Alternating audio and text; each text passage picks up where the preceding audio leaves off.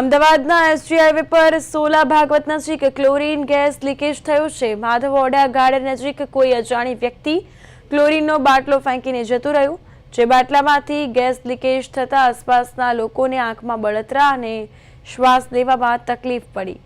Fire બ્રિગેડની 2 ગાડીઓ ઘટના સ્થળે પહોંચી અને ક્લોરીન ગેસને કાબૂમાં લેવાના પ્રયાસ હાથ ધર્યા, જેમાં 2 ફાયર બ્રિગેડના જવાનોને અસર થઈ હતી, જેના પગલે તેઓએ તાત્કાલિક સારવાર અર્થે સોલા સિવિલ હોસ્પિટલ ખાતે ખસેડવામાં આવ્યા।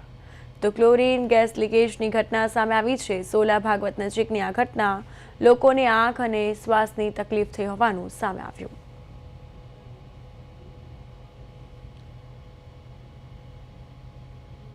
અમદાવાદ ફાયર બ્રિગેડ ડિપાર્ટમેન્ટના મેઇન કંટ્રોલને કોલ મળતા 5:45 PM નજીકના fire station Thaltej fire station, Bodakdev fire સ્ટેશનની ઇમરજન્સી રિસ્પોન્ડર ટીમ આવીને ક્લોરીન ગેસ લીકેજનું વોટર સ્પ્રે ઓપરેશન ચાલુ છે, જેથી કરીને આસપાસમાં કોઈ ઇન્જરી ના થાય। પોલીસ ડિપાર્ટમેન્ટની પણ કામગીરી ચાલુ છે। આસપાસના જે પણ રેસિડેન્ટ્સ છે તે લોકોને ઇવેક્યુએશન કરવામાં આવે છે, જેથી કરીને ગેસ લીકેજથી કોઈ અનકોન્શિયસ થઈને એડમિટ ના કરવા પડે। અને વોટર સ્પ્રેથી અત્યારે ડાયલ્યુશન ચાલુ છે।